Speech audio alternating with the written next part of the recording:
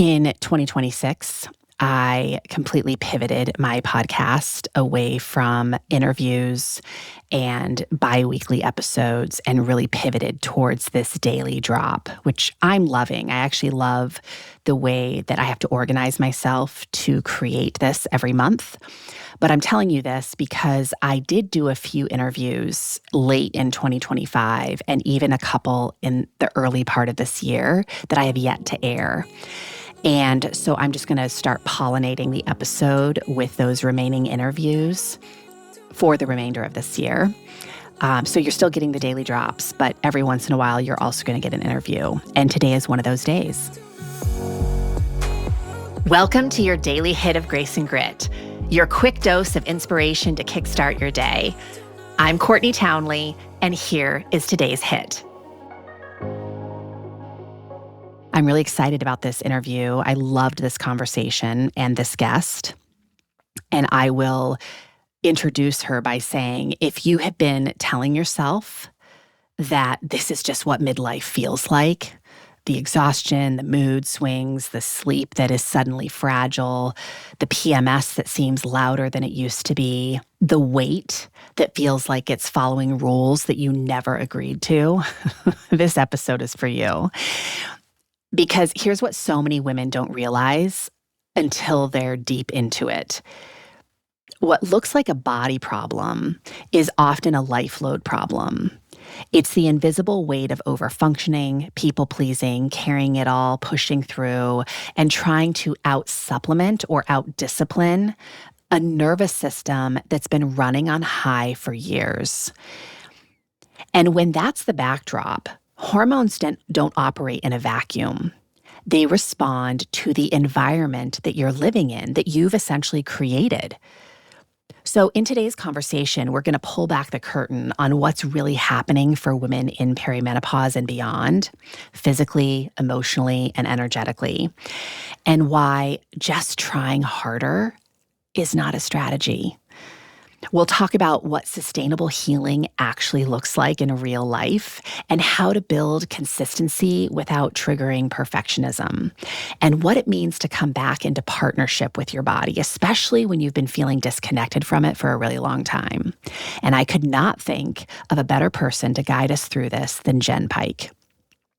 Jenn is a medical exercise specialist and functionally integrative diagnostic nutritionist who specializes in women's health and hormones. She is the best-selling author of The Simplicity Project, The Simplicity Kitchen, and The Simplicity Body. And she is the founder of multiple powerful programs devoted to helping women understand what they should have been taught about their bodies all along, how much wisdom, healing capacity, and power is already there, and how to actually access it. Jenn also sits on the advisory board for Strong Fitness Magazine and hosts the Simplicity Sessions, a top 1% podcast in the world, where she serves up weekly education and truth-telling for women who are ready to cut through the noise and get real results. And if you've ever wished someone would just cut through the BS and give you a clear, grounded path forward, well, Jenn's pretty awesome at that. So she's a wife, a mom of two, and truly understands that wellness isn't meant to be another arena where we strive and self-criticize. It's a journey where we get to live with more ease, simplicity, and a whole lot more self-trust. So if you're ready to stop feeling like your body is betraying you and start understanding what it's asking, let's get into it. Here's my conversation with Jenn Pike. Welcome to the Grace and Grit podcast, Jenn. Thanks so much for making the time. Thanks for having me. I'm excited to see you again. Yes, it's so good to see you again. I just saw you, right before Christmas, I think. Yeah. You have been in the wellness industry a hot minute. This is not a new thing for you. You've been around a long time. Yeah. And so I'm really curious, just for the listener to sort of understand what you do now, but also your evolution to how you got there. Yeah. What did you think your job was when you came into the industry initially? And then how did it evolve into where you are now? So how would you describe the work that you do now? Because I'm assuming it's radically different. Yeah, when I first came out in the industry, I was working with a lot of professional athletes. I was working with, teens who were being drafted into the OHL, the Ontario Hockey League, and into the NHL. I was working with farm team athletes for the NHL teams, and I loved it. And so I was like, I'm going to be like the Jillian Michaels of the, Yeah. sport industry. And it was so fun at the time because what I realized about the funness is number one, they had a lot on the line and they were willing to do whatever it took, and they listened and they got the job done. And they also had a team. They had not just a team of players they were with, but they had the chiro, the nutritionist, the sport medicine doctor. Like if anything went wrong, it was like, we got you, we got you. But while I was doing that, I was also part-time personal training at a gym where I grew up, and I was mainly working with women there. And I didn't have kids yet, but there were massive differences between working with the everyday woman versus working with these athletes. And so I had to do a lot of transitioning, that I was not the same trainer for these different, demographics of people I was working with. And what happened fairly quickly was me realizing that the women that I was working with, and a lot of them were mothers, they were the everyday athletes of life. And I was like, oh my gosh, there's so much more here. And I became far more interested in supporting them because they did not have the village. They didn't have the community. They didn't have the, oh, something's gone wrong, don't worry, we got you. She had herself. Yes. And, she was a team of many in one woman. And I just started to lean in a little deeper into that and eventually left the athletic world. And in that, there was such a gift because what I was recognizing was that the fitness, the exercise, the nutrition, it was going to carry her pretty far. But that there were other things going on that was not going to touch without having a little bit more understanding. And those were things like when she would come to me and say, I do not feel okay, but I went to my doctor, I had my blood work done, and I'm told everything's fine. Yeah. And I would always say, like, but do you feel fine? Because you don't sound fine. And they're like, I really do not feel fine. And I didn't have the training at that time to understand enough to say, bring me your blood work in, let me take a look in that. So I went back to school. I was like, if I'm going to continue to work with these women in these stages of life and I'm going to grow in this industry, I have to understand more. So I went back to school, and I continued to do that. Go back to school, learn more. Need to know more, go back and do that. And so what ended up happening is that I spent a lot of time working with those women over those years, and I really listened. I feel like I got an entire, MBA in the psychology of women when it comes to their health, their body, and fitness. I was able to start to really hear what they weren't saying. I was like picking up on different cues. And then I became a mother myself. And I was like, oh, oh, okay. So I had been hearing you, but I was not actually listening to you because how could I? I had not been in this situation yet. Yeah. And that was a new reframe and got me even more committed. And then I had another child. And then, so it was just all of these things, my business was growing as my life was growing. And that was really shaping my interest and my area of expertise. And that was really the beginning of the time when I realized that it was women's hormonal health. And this is before hormones were like the fad, catchy thing. There wasn't even perimenopause did not exist. There was not a word for that when I was starting to do this in like 2006 to 2010 is where I really started to recognize how little we knew. And, my mission had always been about teaching women everything that we should have known about our bodies from the beginning. Because, and I still believe this to this day, if women were more connected from day one, we would not have the epidemics of the health issues we have, but the mental struggle that so many women have. Like, how do I live in this body and not understand this body? Like, it doesn't make sense. We know more about our cell phones and how to operate our Vitamix and our friggin' washing machine than we do this body that we live in every single day.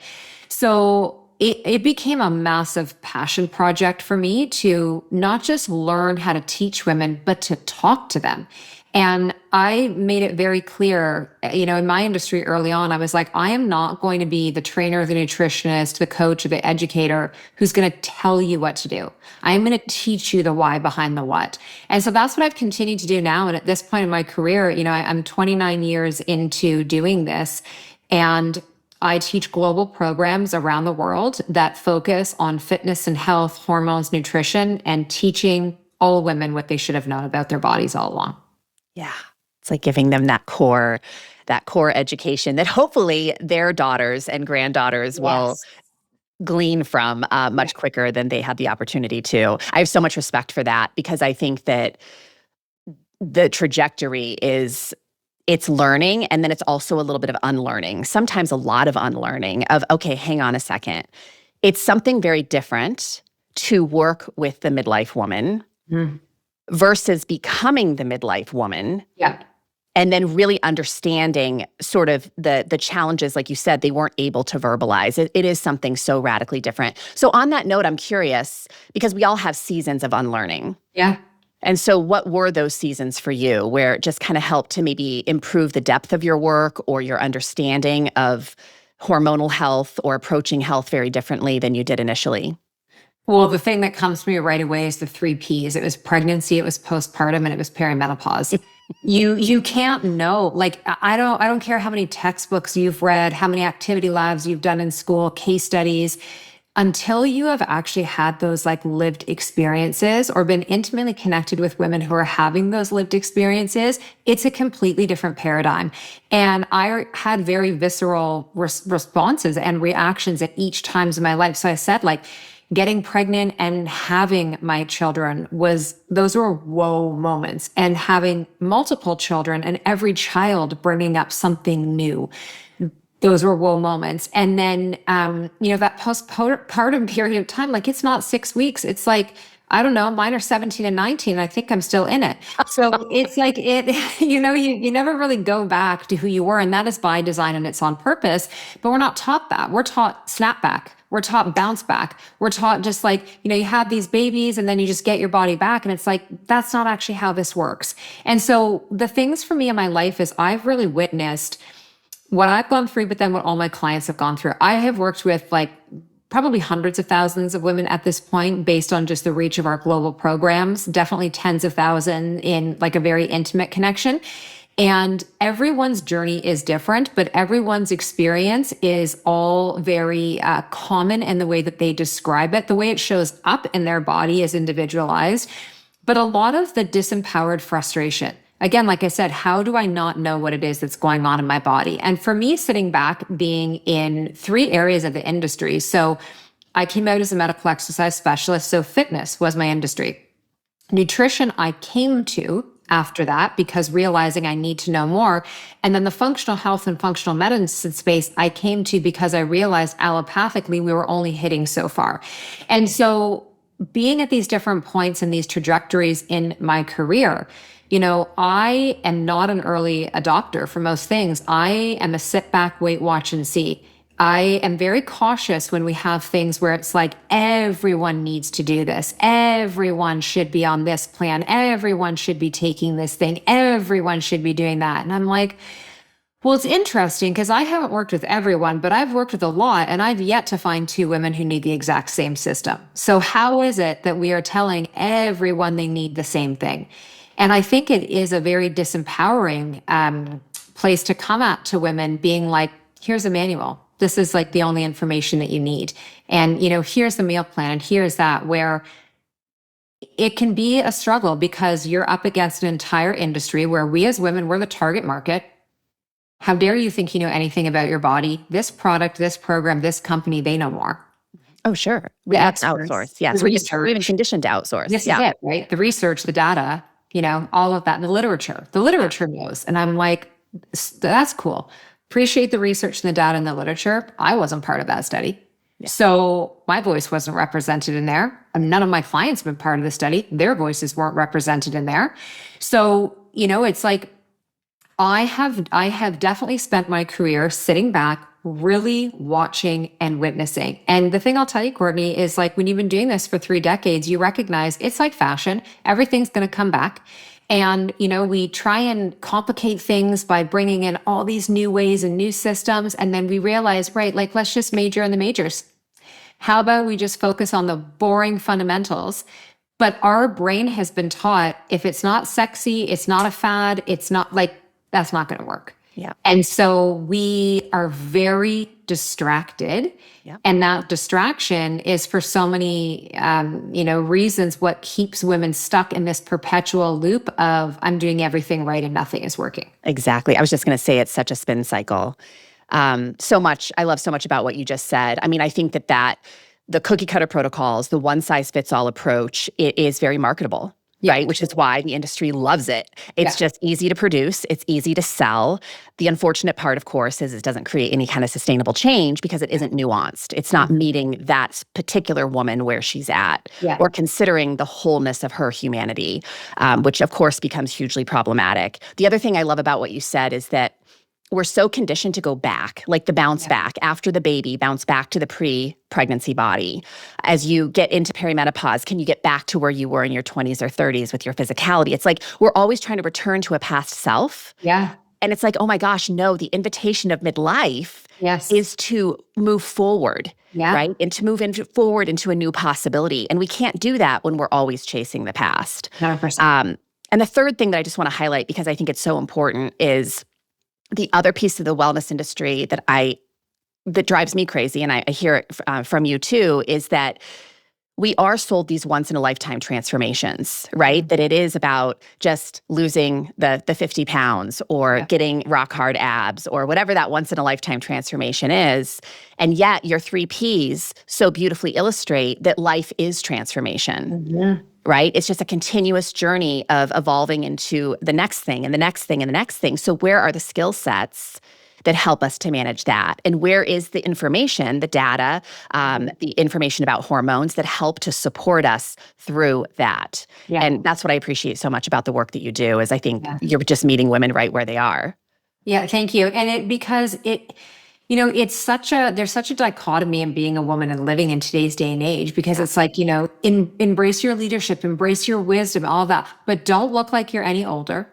And, stay in that same body, stay in that same face, stay in that same skin, that same hair. And it's like, you cannot have it both ways. Like, to me, that midlife transition, like, I'm 46, and it just occurred to me literally a couple of months ago that I am midlife, because I said to my husband one day, why do I keep getting invited to speak on all these midlife panels and all these midlife shows? And he was like, because you're more than halfway to 90, Jen. Newsflash, babe. Yeah. What? I was like, hold on. I was like, oh my gosh. And that's when it really hit me. And I thought, well, I've embraced going gray. I've embraced wrinkles. I'm very invested in my health and my vitality, but I am also so aware in working with women every day, raising a daughter and a son, that to me, oh my God, what a gift that I get to age. What a gift that I get to still show up and do the work that I do. What a gift that I get to, raise kids and a daughter who's not afraid of, having expression in her forehead and having lines around her eyes. And it is, I think, a slippery slope that when we do start to do some of those things, like, I know for me, one of the reasons I said no is because I was like, where would I stop? Like, if I were to do this thing and to do that, and also because I really do feel like perimenopause to me is an initiation. It is, you think of in all the other areas of the world, how celebrated women are as they age and they move into that crone wisdom, all the perspective to be able to turn to your left and look back at all the decades of life and experience. The wise woman, yeah. Oh my gosh, right? And so I take that so seriously and with so much honor that I want to meet her at every step of the way. And it is challenging, especially being in the industry, especially teaching fitness, especially being in wellness. There is this expectation for those of us inside of the industry that we will not age. We'll always look good. Body will always be the same. And you have to really, there's a certain audacity as a woman that you have to show up with in order to create a little bit of loving armor, that's not made out of steel. It's got flex, but where you don't allow yourself to get sucked into that. Yeah, it's knowing your own standards for life, I think, in a big way. Yeah. Otherwise, the world will gladly set standards for us. Oh my gosh. And it's very easy to get, I don't even know what the word is, distracted, pressured, persuaded. Like it's a very romantic way that it's done for women a lot of the time, right? Like there's Normalized. I mean, that's the yeah, part of the problem is that it just we have that herd mentality too, yeah. and it's normalized, and so we kind of go with the flow without really questioning, Yeah. is this really what I want? Everything that happens, though, it's like I've been interviewing so many experts in the perimenopause and menopause space lately. And at some point, in every single conversation, when I ask, like, what do you think of all the things that are presented to women as an option right now? Like the massive, like there's a buffet of things that you can do. What would you say is the most important? Not a single one of them have said HRT or longevity hacks. No. Every single one, sleep, whole Basics. foods, Yeah. freaking basics. So I'm Yeah. like, so if we know this to be Yeah. true, what would happen if collectively everyone was shouting that message from the rooftop? Like, how much easier could we make it for the everyday woman who is feeling overwhelmed right now? Absolutely. Absolutely. Okay, on that note, with all that you've learned, with all that you've experienced, with where you are now in your own journey, how do you define health and wellness at midlife? Like at this stage of your life, how do you define it? Feeling rested, moving through life with a level of ease and flow, not living in a constant state of overwhelm, knowing who you are, having quality relationships in your life, having sustainable energy throughout the day, being able to trust your body when she talks to you the first time, having beautiful digestion, eliminating every day, sweating, moving your body. Like it's all, to me, it's a feeling. It's not like, it's not a look. It is a feeling, right? You wake up, you open your eyes in the morning and you are happy, or at the very least, you are neutral. You're not like, oh my God, I can't get up. I got to get up. Like, Logging there's through the the day. coffee. Yeah, doing that. And, I think a lot of it too, as I've gotten older, what I've recognized is that paying attention to when you know you are actually out of balance, like something needs to be calibrated. Where I'll notice that in the days that I've not taken care of myself well, I'm not as nice to the people I love. I have less patience. I'm more snappy. And that has been really interesting to witness because I do think that when we are feeling energized and vital and vibrant, we treat others better. We treat ourselves better. And so it's like the little things I don't think we realize are connected to that. I work with women all the time who will say, well, I don't think I have any inflammation going on. I think my hormones are fine. Like I don't have night sweats, I don't have gas, I don't have bloating, any of that. And I'm like, tell me about your mood. And they're like, oh, where do you want to start? you know? Yeah. Yeah. So, for me, that's what it is. My whole thing is like, how do I get to show up and live in this body every day with more simplicity and ease? Yeah, absolutely. I love that. So back to this wellness industry piece, because there is a lot of BS, there's a lot of noise, Yeah. there's a lot of distraction. And so taking all of that in, what do you think is most concerning in terms of maybe what's being sold to women at this age and stage of life that you just know in your heart of hearts is going to land them in a hot, frustrated mess? It's not really solving the problem, it's just contributing to the problem. I mean, there's a couple things. There's a lot of things. We could have a whole podcast about this question. There were a couple of things. I really do have a concern with how many things women are being encouraged to inject into their body right now. Oh, yes. Good. Yeah. Whether we're talking about filler or whatever else it is into their face, or, peptide therapy can be extremely beneficial for many. So can GLP-1 support. But I think right now we are in where we see this in the industry all the time. Whether it's a diet, it's a trend, it's a something where not enough questions are being asked, not enough time is happening in between, and we're just seeing a lot of people inject and put a lot of things in their bodies without asking a question.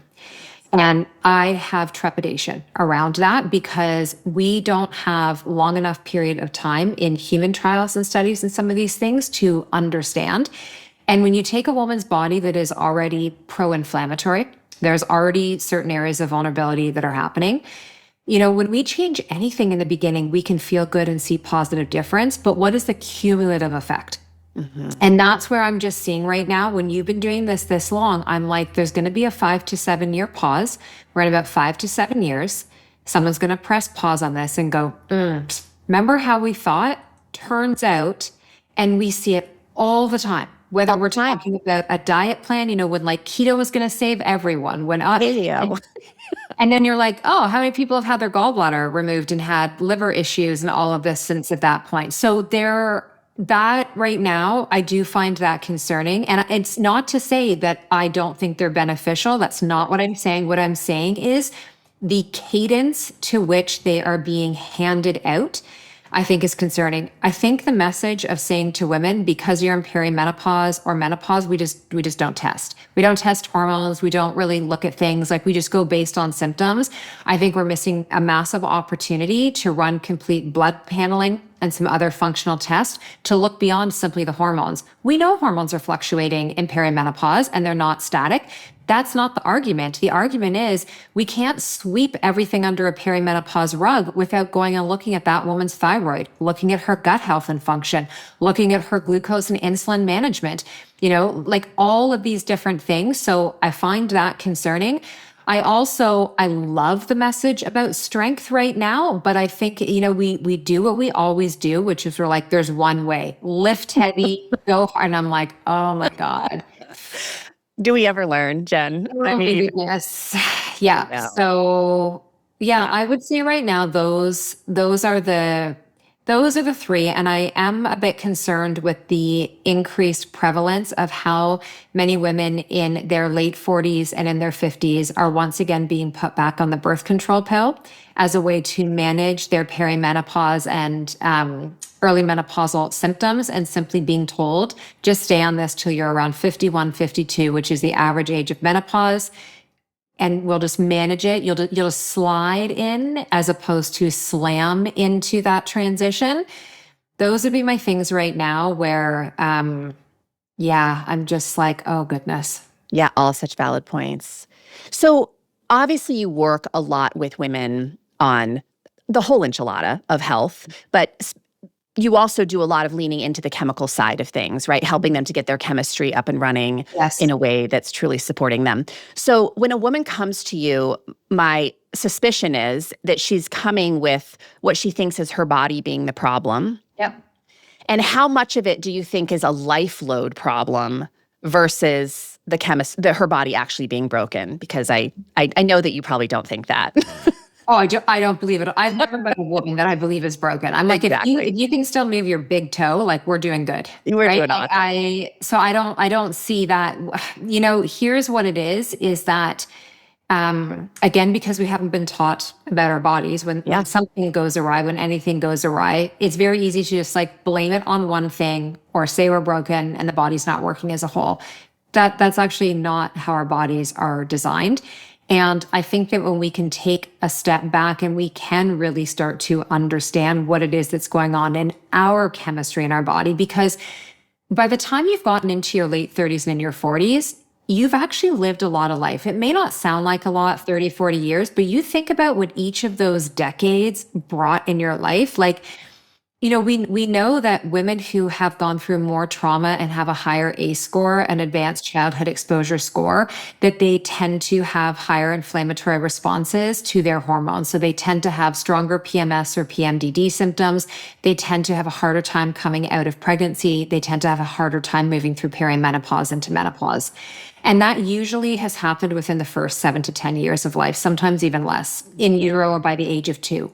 So that's like the first big thing.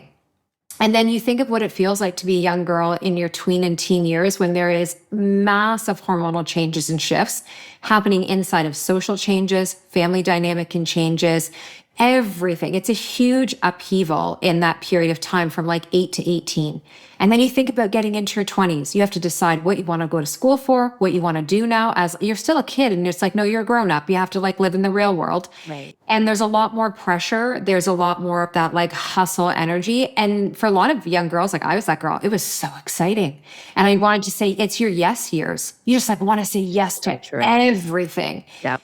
And that's not a bad thing. I'm grateful for the yes years, but you don't understand the totality of what that's doing. Late nights, not eating well, who knows what else.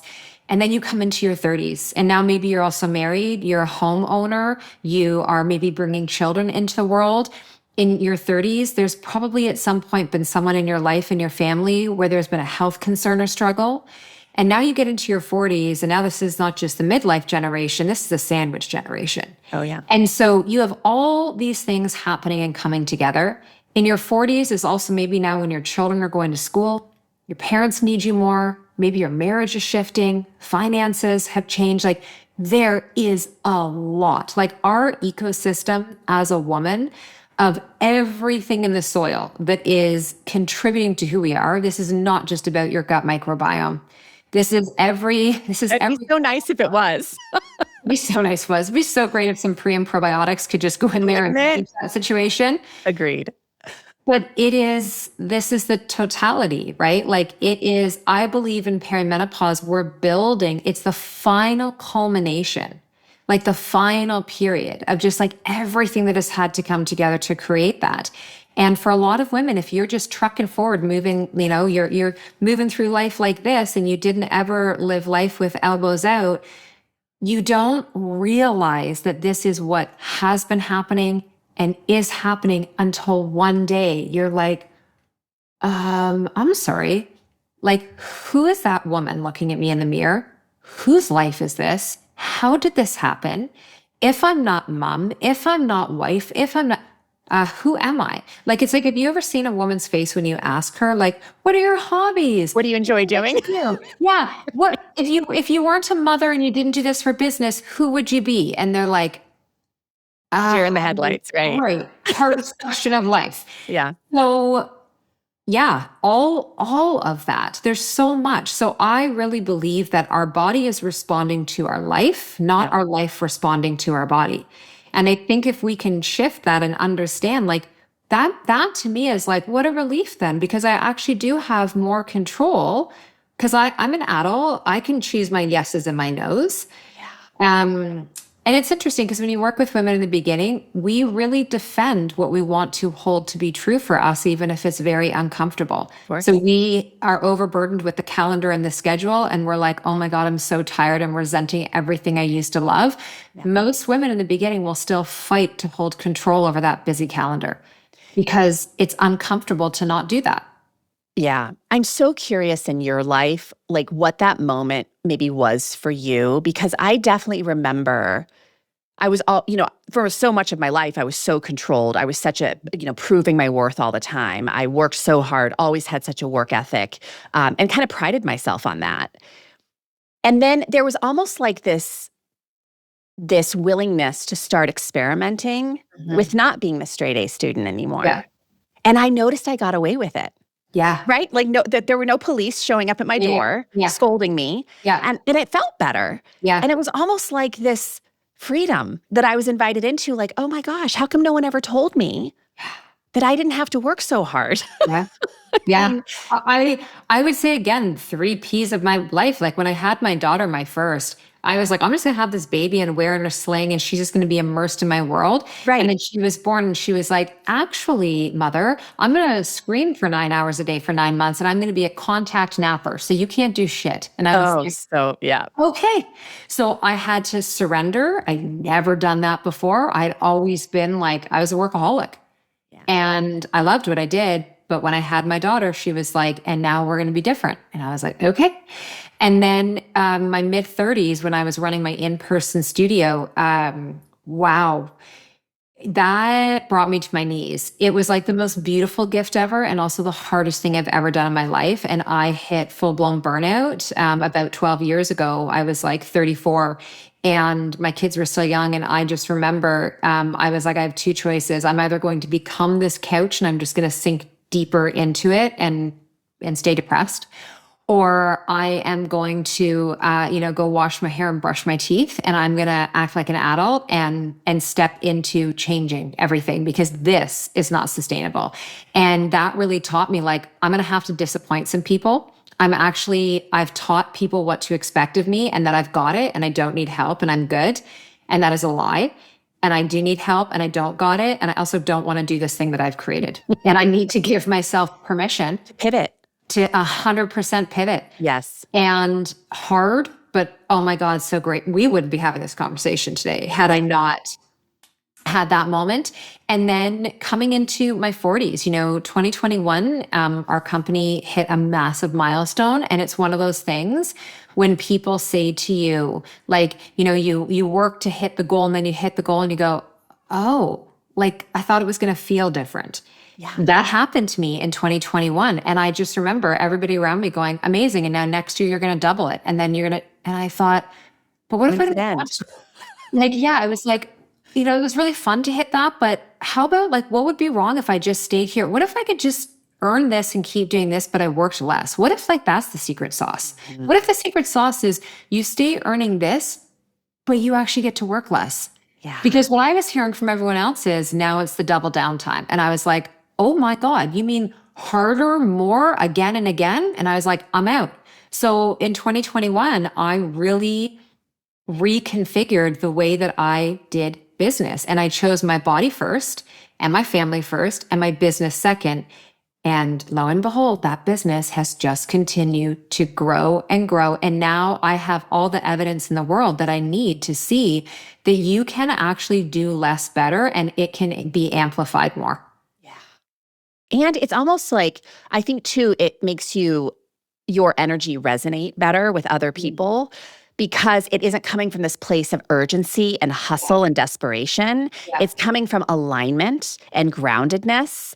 And that is just such a wildly different energy. Yeah. But you have to be willing to take the risk to see it. And that's the scariest part is, oh my gosh, like everything's going to implode if I don't keep showing up the way I've been showing up. Yeah. But then you test those waters and you get evidence where, oh, I can do this. That's amazing. Yeah. And I do a lot of speaking now with women about this because I'm trying to help women recognize it before it's not an option.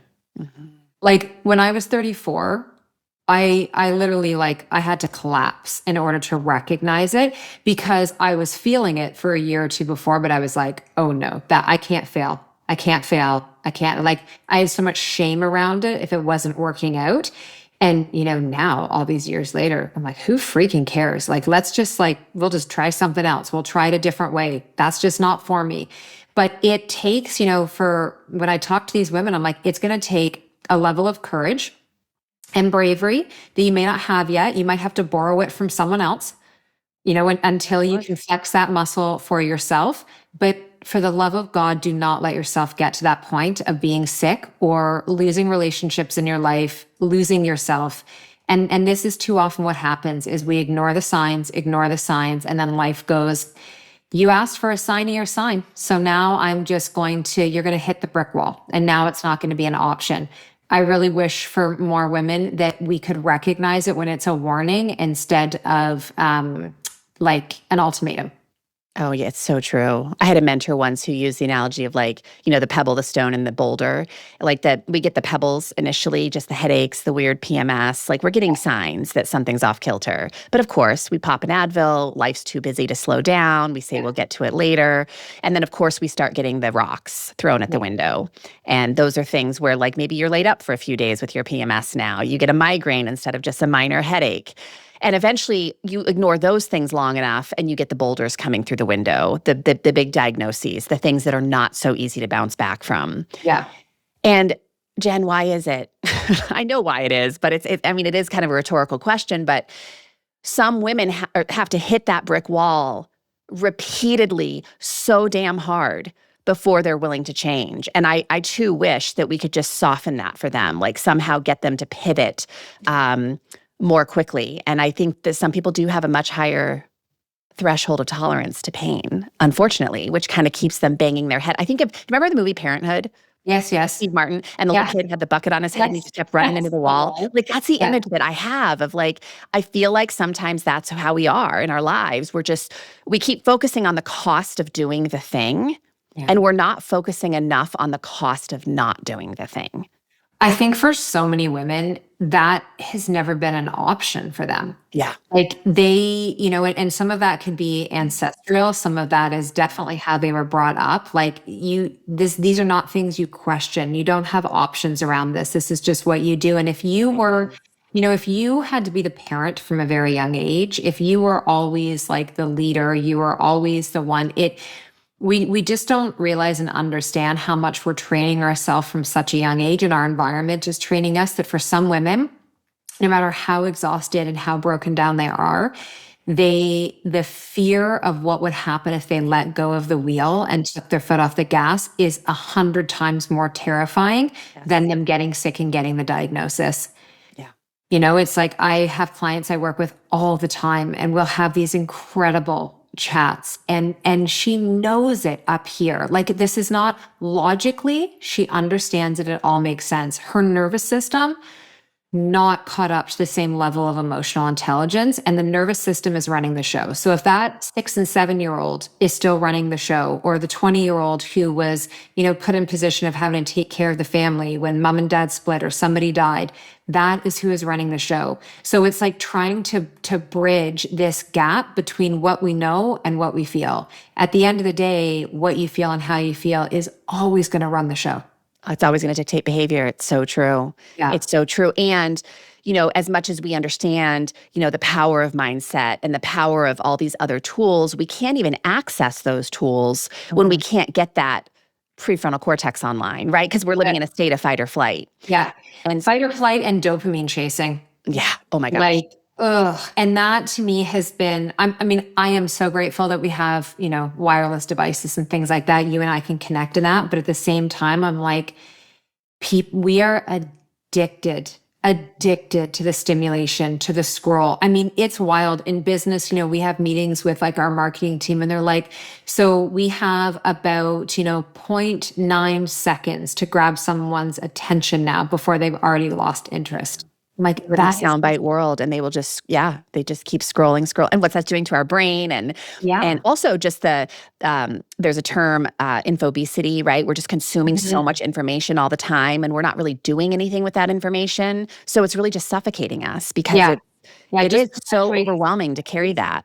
And I think too, as well, Courtney, is that how we get so lost on the path of not being able to listen and trust our own voices. We are hearing a million other voices. Like, the voice we're not hearing is ours, which I also think why talking and conversation and the story sharing and all of that is just like, to me, that is part of medicine. Yes.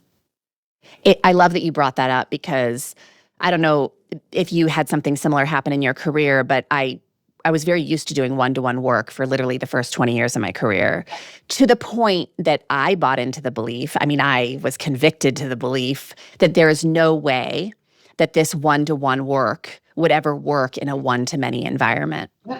I was so held on to that. So anyway, of course, I suffered and I couldn't scale because of it and all the things. And what I ultimately learned by leaning into community work was, oh my gosh, there's a power here I never could have created in a one-to-one relationship. Now, of course, I still do one-to-one work, but what a community affords people is that normalizing of hardship, right? That yes, we might all have different challenges, but we are all facing challenges. Yes. Yeah. And listening to women's stories, you're so spot on. There is such a healing, there's a medicine in that. Oh my God. It is like, I have a group coaching call I'm teaching tonight, and I teach all group coaching calls now. And you see the room completely soften, like a collective sigh of relief when somebody either asks a question that others are thinking and they don't know how to articulate, or they feel like it's going to be a dumb question, so they won't even allow themselves to ask it. Or when somebody shares a story and then another woman in the chat is like, oh my gosh, I thought I was the only one who thought that way, felt that way. I didn't realize so many people were going through this. And it's like, we have unintentionally put ourselves on an island of suffering. We are doing things nowadays that are punitive. We punish ourselves and we call it health. And we have lost the fact that as women, we are actually meant to have sisterhood as part of how we heal and grow and move through the world together. And that is what so many women are lacking. And so when you can be somebody who facilitates or who provides that energy, you are not impacting one person. You become that pebble that has the ripple when you shoot it out in the water and you watch it skip along. Yeah. That's what happens in group environment. It's so true. It's so true. And I think I missed out, on it. I don't regret it. It was a big thing that I had to unlearn was that, okay, there's something here that is providing so much goodness that I could never possibly cultivate any other way. So here we are. I want to circle back really quickly because I think this is such an important point for my audience, because a lot of women, based on their nervous systems, based on a history of being in hustle culture, always proving their worth, moving on to the next thing, slowing down, finding moments like pollinating their day with moments of reprieve, giving themselves permission to rest. That is a tall order. I mean, honestly, a lot of them would rather you give them 8 hours of exercise rather than sitting on a 100%. cushion or walking outside for 20 minutes. Yes. And so I'm curious, like what have you found helps to invite a woman into that work, especially when she's very resistant to it or convinced that the world is going to implode if she extends herself that grace? I mean, the first thing that comes to mind is being an example of that. So I think like mentoring the communication. So for me, like I'm a huge fan of slow mornings, and that never used to be my reality. So I share my slow mornings all the time on social. And, people will say like, oh, that must be nice. And I'm like, it's actually so lovely. It feels like a luxury every day. And I've worked hard to actually create that. Like that time doesn't just find you. No. You have to say no to something else in order for that to be there. And so when I'm talking to women who have a lot of resistance, it's not about trying to convince them. It is helping her to hear her own voice and say things like, I completely understand where you're coming from, but I also want you to go back and hear when you said to me that you don't know how much longer you can keep going like this, and you're not sleeping, and you're, feel inflamed all the time, and you constantly feel angry, and you're clenching your teeth and all that. Like, what path do you think you need to take in order for those things to soften? Because I don't know of a supplement company yet who actually can go and give you those things. So, and it's when you start to just, instead of telling, you need to do this and you have to meditate and you have to do breath work. That's how I used to coach. Like when I think of me so many years ago, I'm like, oh my God, I want to call up every client And say you're sorry. I'd be like that. About that. I am Right. so sorry that I gave you like another job. Right. I know. So I have found that it is that it's having the conversation and even saying things like, okay, if that feels too much, what does feel possible? Like when you have those moments when you're like, oh my God. Like, what is it in that moment? Is it that you're taking a deep breath? Is it that you walked out the front door, you changed the scenery? Is it that you lied on the ground? Is it that you spent like 30 extra seconds massaging your oil into your face before bed? Like, what is that thing? When you can start to recognize that thing where you feel like you have found a moment of bliss, can you do that more often? We make it so much harder. We think it has to be arduous. It has to be like a 10-point plan. It's like, it could be one thing. Like, could you actually drink the whole glass of water that you pour in the morning? Yeah. It sounds so futile. And I'm like, but do you understand that your hydration is what's going to reduce your headaches, your cravings? It's going to get your poop moving. It's going to give you energy. It's actually going to help to support a healthy appetite versus wanting to reach for the sweets and all of those types of things. That one thing. The one thing of drinking more water is going to have a ripple effect of the many things. We do it in the opposite way where we go, I have to do everything to change one thing. And I'm like, that you're doing the ass backwards approach. Let's flip it around. It's one thing that impacts many. Yeah. And it's one of the things that I appreciate so much about your work is just that, again, the consistent messaging of simplicity, Yeah. that we love to overcomplicate, we love to overwhelm, even though we know it doesn't work, and just consistently bringing people back to that one thing. What is that one thing that is going to pivot you back in the direction you intended to go and help just relieve a little bit of unnecessary tension in your day? I think when you're saying in this as well, too, what's really coming to my mind is that for a lot of us, we don't even realize that we're doing this to ourselves. And so Sure, it's of course. having a sounding board. And when someone says, do you notice that? Like I was with a girlfriend recently and we were working out together. And I was like, oh my gosh, you're like a hummingbird in the gym. I was like, you are everywhere, all over. I was like, what exactly are you training? She was like, oh, like a little bit of this, a little bit of that. And I just got it. And I'm like, I think you need to like just slow down for a second. I was like, why don't you just pick like maybe 2 muscle groups? And she's like, am I really moving that fast? And I was like, I'm dizzy. Yeah. And so we don't realize it. There's things I do not realize. My husband will oftentimes say to me, you're doing it again. And I'm like, what? And he's like, you are walking around Mine this too. house. Yeah. You are sighing like nonstop. And for me, when I'm doing that, I am actually moving too fast. Hmm. I need to slow down. I'm probably a little disorganized in that moment and I need to like gather it back in. But if we don't have people in our life that are like lovingly reflecting the mirror back, we're just like, no, this is just me. This is working when it's clearly not. It's so true. I always share that my husband will, when I'm really misaligned and I have been misaligned for days or weeks, he will lovingly put his hand on my shoulder and just say, it's time. Like, and what he means is it's time for you to take a beat. Yeah. Right? Now, you may have to go away for the weekend. You may have to like take an Yeah. afternoon off. I don't know what you need. All I Yeah. know is that you need to take a beat. Yeah. And it's, he says it in such a kind way, and he will often see the misalignment before I do. And that is a lovely thing. And I could Yeah. be really pissed at him about it, but I have learned that it's such a gift to have someone Yes. outside of you identifying it Yeah. and just calling it out. Okay, so if a woman is listening to this and she is feeling overwhelmed and she is feeling just like she is suffocating from all the information and feeling very disconnected from her body, what is something you could offer her today that would just help her to feel a little bit of relief about maybe a starting point or something that you could invite her into? I think the first thing actually is I would say to her, you actually know more about what you need than you realize. But we might have to just quiet some of the outside noise in order for you to hear that and get a little bit more clarity on it. And then I would ask her to ask herself a question. Like, if you're really honest, hand to heart, close your eyes. What is it you feel like you need right now? Like, if I could wave a magic wand and get you to sleep more, would you be like, oh my God, if you could help me with sleep, that would change my life?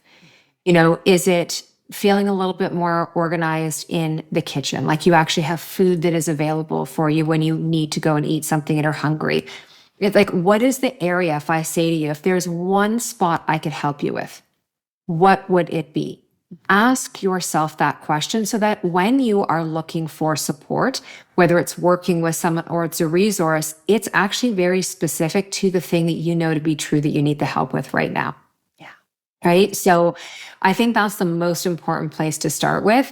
And then you need to create the power of pause for yourself. So something comes up on Instagram and you're quickly going to add it to cart. I'm going to encourage you press pause for a second. Do you need that thing? Yeah. Are you going to use it? Do you even understand why you would buy that thing? Or is this just another distraction? And instead, could you get up and distract yourself with a walk? Could you distract yourself with, going to make a nourishing meal? Like really pay attention to where you are feeling pulled in a lot of different directions, because I do believe how we do one thing is how we do everything. So if we have that pulled frenetic energy in one area, we probably have it in most areas of our life. Yeah. Yeah.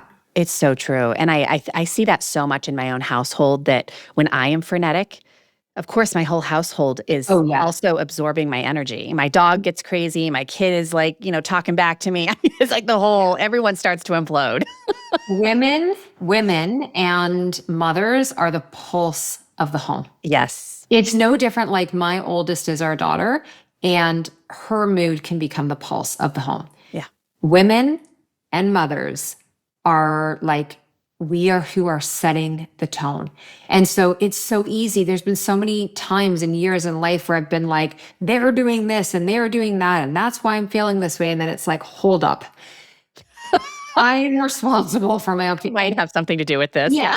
Like I might be the common denominator in these situations, right? And so that's the other thing. If you recognize you're saying the same thing about the people you work with, the people you live with, the people down the street, it's like you are actually the common denominator in every single one of those scenarios. Those are all different people. You are the consistent.